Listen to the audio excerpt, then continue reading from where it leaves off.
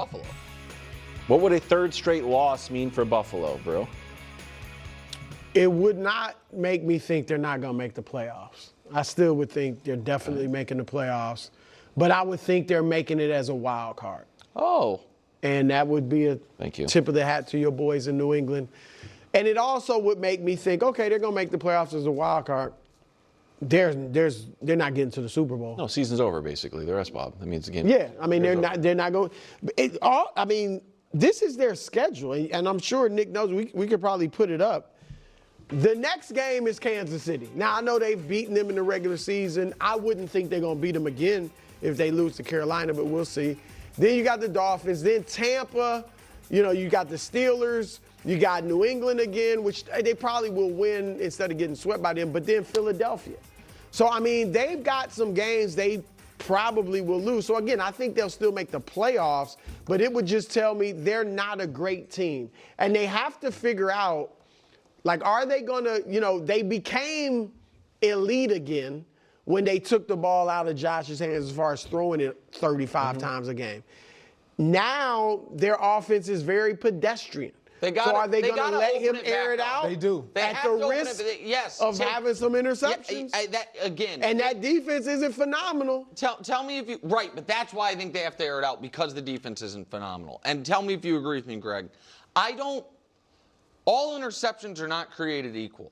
Some of Josh's problem was not just the volume of interception. It was week one against the Jets after Rodgers tears his Achilles, where the only way you can lose is you turn the ball over a bunch, turns it over 3 times. One of the games against one of the bad Pats teams. That's why we won. Right. He gave it to us. And so that's different than, and I'm not trying to play favorites, but a lot of the interceptions Baker threw last year, where it's like, hey, we're going to be in these shootouts. I'm chucking it downfield. I'm going to try to get 2 or 3 touchdowns a game, and I'll give you 1 pick a game, and we think it'll even out.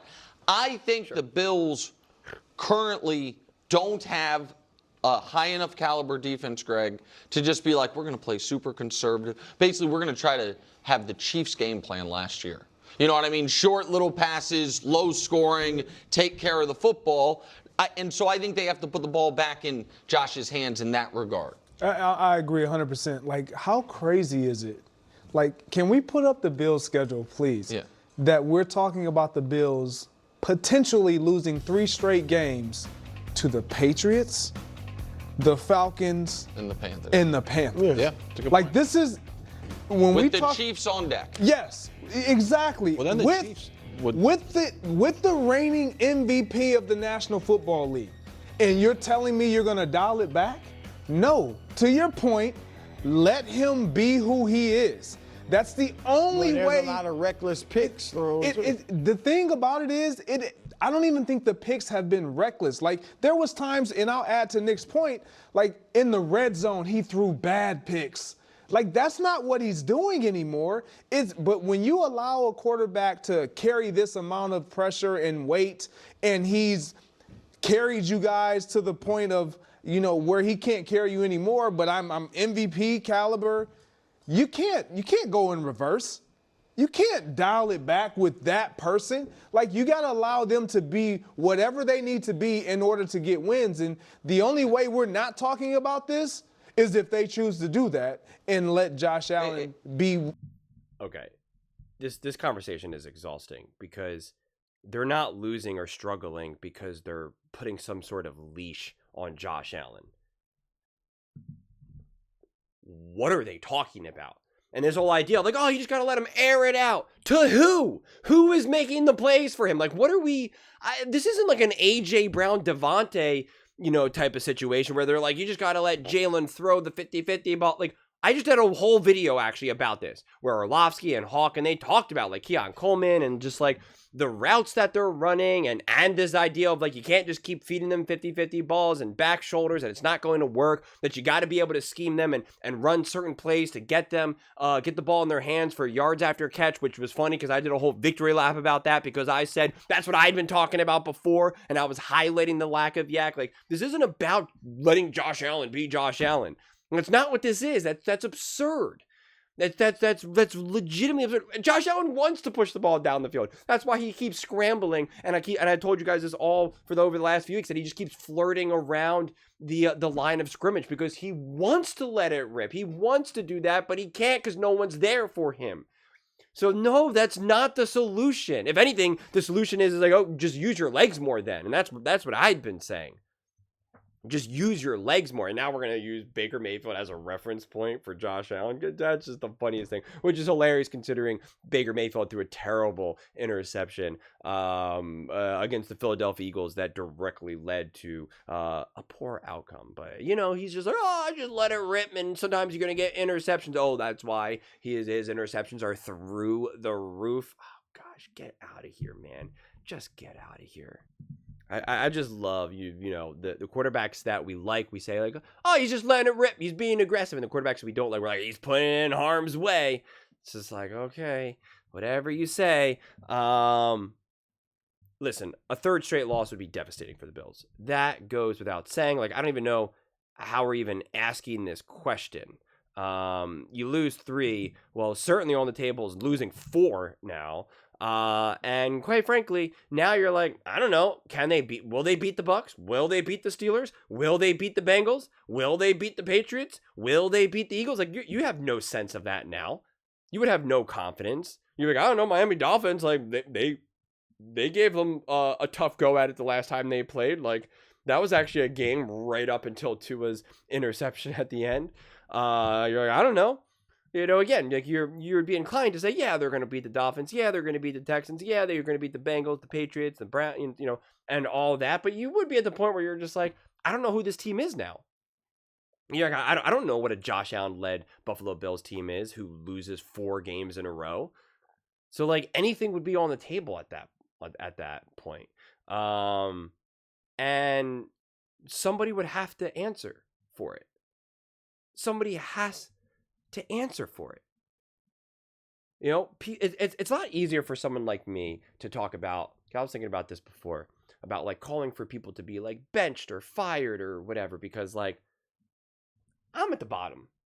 I'm not someone on TV who's making tens of millions of dollars. Like, I think it is different for like a Stephen A. Smith or any of these guys who have achieved a ton in their life and have made a ton of money. Like, I do think it would be weird, and not weird, but just more uncomfortable, where let's say I'm fortunate enough to keep doing this and I make tons of money, right? I now have a net worth of like $100 million. I'm on TV. I'm everywhere, right? I just became Con Cowherd. And now there's like some rookie coming in, a quarterback. And I'm like, he's not good. He's bad. It's like, I've achieved more than that guy, or some young coach who got hired and he's struggling. I'm like, he should be fired. Like, I've made more money than him. I'm more successful in my respective career than him. Like, it does feel weird. Me, these guys have all achieved way more. Like, Sean McDermott has done more than I've done, my entire life. He's done more than me in 1 year than I've done my entire life, right? So it's just like, I don't mind shooting from the hip in that regard. Calling out like a Shador Sanders or, JJ McCarthy, whatever. It's like, those guys have made more. Again, they've made more money than me in 1 day than I have in my lifetime. They've reached higher levels of success than I have. So it's like I'm not punching down. And so when I look at situations like this, I'm just like, someone has to pay. There has to be consequences at that point. This season, we were talking about the Bills having a cakewalk to the number 1 seed, the bye, home field advantage, etc., etc. Even Nick was conceding that, where he was just like, oh, the Arrowhead Invitational. Funny enough, though, it's going to be in Buffalo this year. Like, and now you're talking about them potentially sneaking on by in the wild card round. Like, that becomes indefensible. And yeah, this roster is banged up. Yeah, some of the players haven't risen to the occasion. But coaching should be enough to at least find your way through some of these wins, regardless, which is what we've consistently seen from great coaching staffs. Consistently.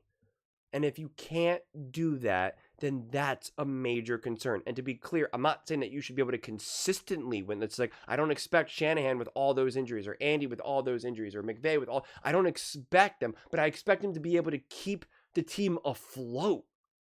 That is my expectations, especially with a quarterback as great as Josh Allen. But again, make no mistake about it. Even someone Stafford, who I think is elite and special, although obviously near the end of his career, when his O-line was banged up and when his receivers were gone, Cooper Kupp and Puka Nacua, like they were losing. They could not win. They were struggling. Matthew Stafford was not good. Then when they started to get a little bit healthier, they were able to make do, get some momentum, and survive. Shanahan did not do a good job last season with all the injuries. This year, he's doing a significantly better job with all of the injuries. So it's not it's not an all or nothing thing here, right? It's just you got to just have a higher success rate than the lower level coaches, I'd say, or where their stakes aren't as elevated. I mean, like look what Mike McCarthy did with Cooper Rush and the Dallas Cowboys. Like that does mean something. He did keep them afloat. He did make them, as competitive as you can in that situation. Matt LaFleur did win with Malik Willis. Like those things do matter. Again, and I don't expect you to be able to keep doing it nonstop, but it has to mean something. So when you have some players in and out of the lineup, if you say, oh, well, our defense is a little banged up, well, you still got to be able to rise to the occasion to a degree. You have to do something. And look at the Detroit Lions, decimated with injuries. What were they able to do? Get after the Tampa Bay Buccaneers in that offense. Get after and make Baker's life miserable the entire game. That does mean something. Of course it means something. Their offensive injuries and being able to kind of have a next man up and step up. That has to mean something. It has to mean something. So, yeah. I mean, it's like you bring in random wide receivers and running backs for Andy Reid and, not to play favoritism, like everyone always wants to praise Patrick Mahomes, yet Andy Reid's been doing that for his entire career. Using wide receivers that people will never remember their names, and running backs that are all but forgotten that Andy has somehow managed to make superstars and have just otherworldly performances with all different quarterbacks. Whether it's Alex Smith, whether it's Mahomes, of course, whether it's McNabb, anyone. Honestly. And so it's just like I put it all on the shoulders of coaching. I consistently do that. It's coaching, especially obviously defensively at this point. And so yeah, it's just indefensible. So losing a game against the Panthers after a bye, backup quarterback, Andy Dalton. I mean, he's an experienced seasoned veteran, so he's not like a traditional backup in the traditional sense necessarily. He's not a Jake Browning. But yeah, there would be major concerns here. Major concerns. This Carolina Panthers game needs to be the Cleveland Browns game for the Philadelphia Eagles of last season, where things were kind of off to like a weird rocky start. They were struggling with their identity. We're dealing with some health issues as well. AJ gone, Devontae gone, Dallas gone. They were dealing with all their issues, trying to reintegrate their defense. Their defense wasn't good. They had a bye. They had a terrible loss. Then they had a bye. And then they played the Cleveland Browns. And it wasn't like a blowout. Everyone was like, oh, they got to blow the Browns out to prove how good they are. But it's like, no, they played competent ball. They played organized ball. Jalen Hurts kind of had one of his textbook box scores where it wasn't like through the roof, but it was high quality, but it was all high quality and productive. And then they were able to continue to build, go. That's literally the exact path is before them. Just the exact path is before them. Coming out of bye, going up against the Carolina Panthers, a backup quarterback, like it's all there right for you. Go out and start to build that momentum. Go out and start to get things on track, whatever that may look like. But I don't think it's necessarily like, well, just have Josh Allen start throwing the ball 45 times and pushing it down the field all day, every day. It's like, I don't know. I mean, I guess, sure, try that. See what happens. But those are just my thoughts. I'd absolutely love to hear yours. What do you guys all think about the Buffalo Bills? What would a third straight loss mean for them? And how confident do you feel in the Buffalo Bills right now going into this game? Let me know in the comments below. I read every single comment, so whether you agree with me or disagree with me, either way, let's get in some discussions. Let's get in some fights. But ultimately, let's just have some fun. And please do consider subscribing. We are building an amazing community here, and I absolutely love to see you part of it. I want to build something that we all generally feel connected to, something that we're really excited to be part of. I think we're well on our way to doing it. Please don't forget to give this video a thumbs up, as it really does help the visibility and the algorithm. Thank you so much. See you next time.